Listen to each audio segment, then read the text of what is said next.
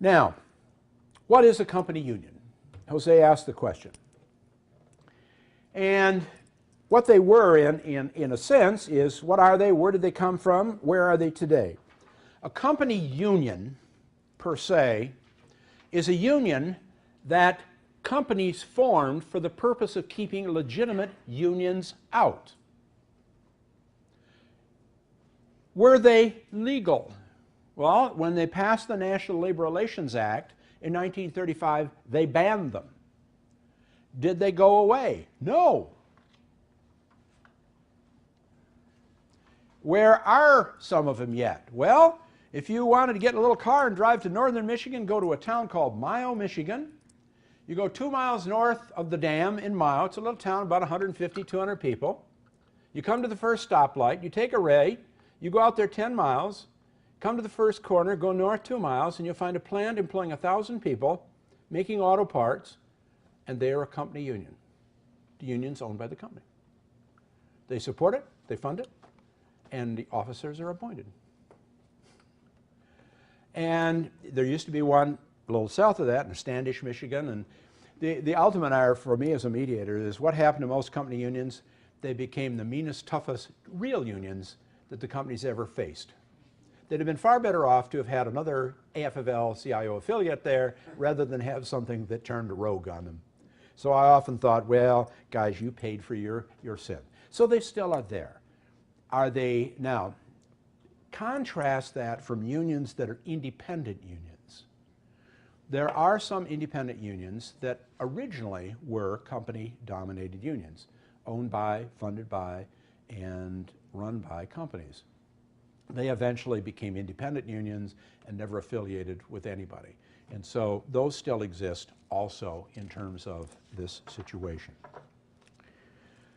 Well, let's talk. These are the factors that said, my God, we've lost our control. Now, the question for the union movement is, in this mass production era, what are we going to do to gain a power source? We've got to have a power source of some sort to organize around. Well, let's talk about that, because they eventually did find one.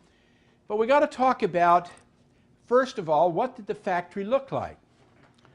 Words started to come into our dictionary.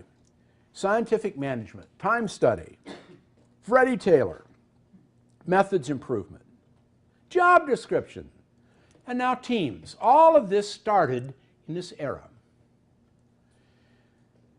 Somebody named Freddie Taylor came along, and the ultimate irony is that Freddie Taylor actually was a steelworker. Most people don't know that.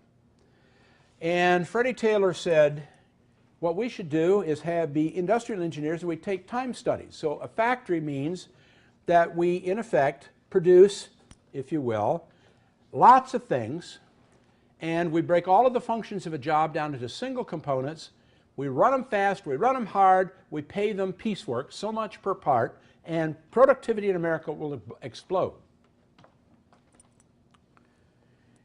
Then the job description became important because the job description was directly related to how much I was paid. So that became sacred. That's why in today's world I hear somebody complain about, well, you know, they're complaining about, I won't do this work because it's not in my job description. And I say to both of them, why don't you guys get a life? There was a reason for a job description historically. It was sacred. And it was so sacred that it saved me from living under an overpass. The world has changed, and job descriptions are not the same forever. But once we start to defend some, and remember, the job description was a creation of management. It was not a creation of the union. And the ultimate thing is now that a union historically defended the job description, and management gripes about it. For God's sakes, man, learn your history. You brought it to me, I accepted it, and I accepted your pay that was attached to it. And now you tell me, oh, come on. Let's look at things a little bit differently. So what did this thing called scientific management or time study, what did it do? Well, from the union movement of the old, it really destroyed. That's why all of you no longer work in your pure craft anymore. It cut the ground from underneath craft unionism in America. Obviously it did, because most of the workers were on piecework. The craft was not. I needed less craft. I needed more piece workers.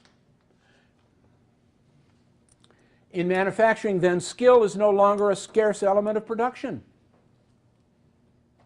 We was listening to Bill and Mike, who were talking at break about places they had worked and been throughout life, and when they were a little bit younger, in the carpenter shop and this shop and that shop, they're all gone.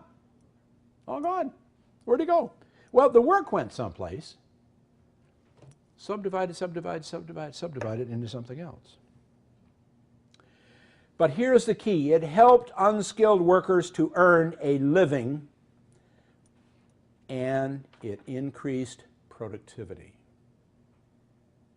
So the worker from Eastern Europe, who was the immigrant who came to America, who was used to nothing, had something. Now they were paying a terrible price for that something. The craftsperson, who was in a union, who in comparison made better, resented the worker who was unskilled.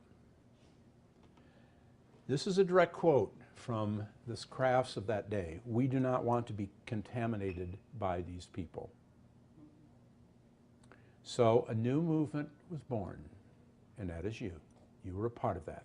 The Congress and Industrial Organizations, through John L. Lewis out of the mine workers, and around that, the mass production industry, including utility industries, were unionized, and the rest is history.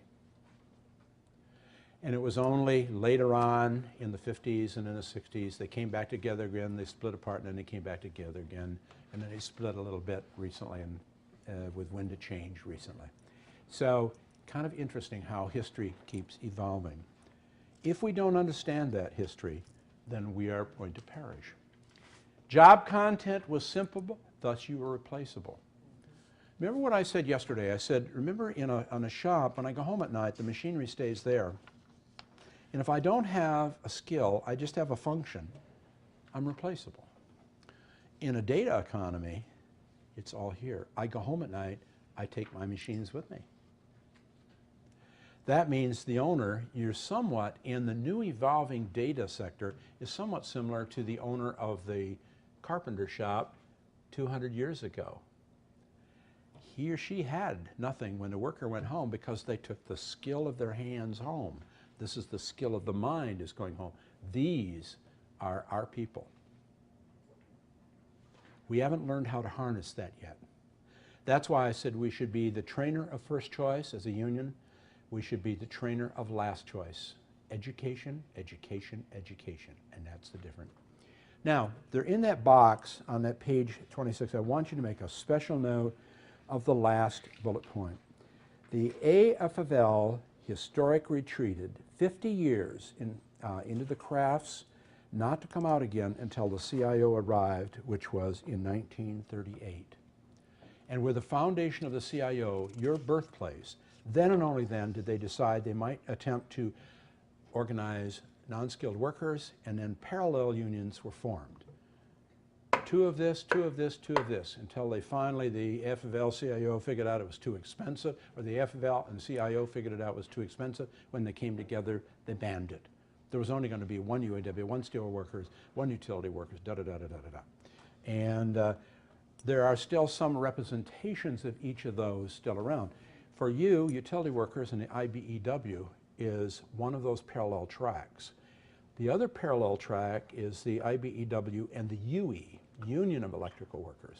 And then there was another international union, like there were 3 electrical worker unions at one time.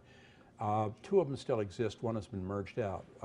One was outside of the AFFL because of alleged communist affiliations, and eventually proven untrue, and they finally came back in. Some of them are out in eastern United States and down in Dayton with the electrical industry.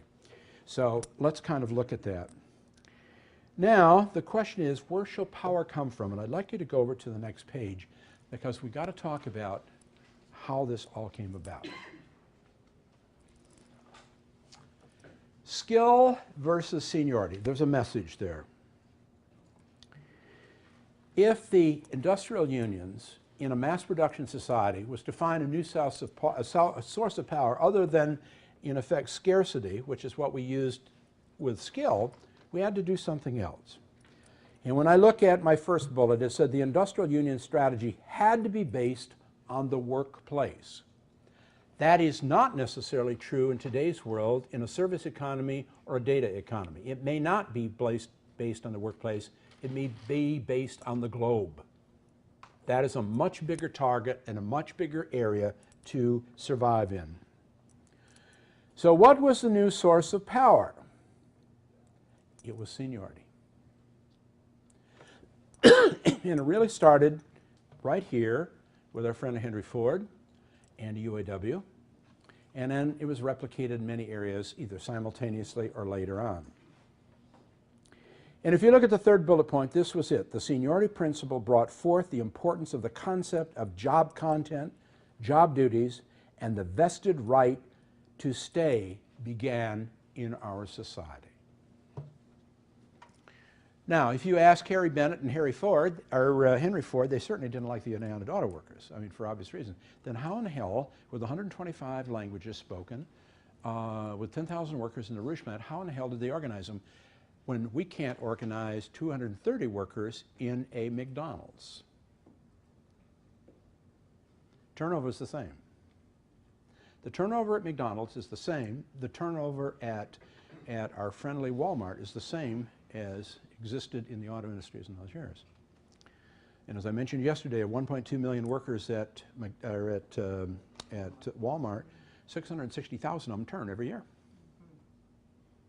That's why they say, boy, we hired 660,000 workers. I'm saying, no, you got rid of 660,000. You brought in 6 replacements. Same number.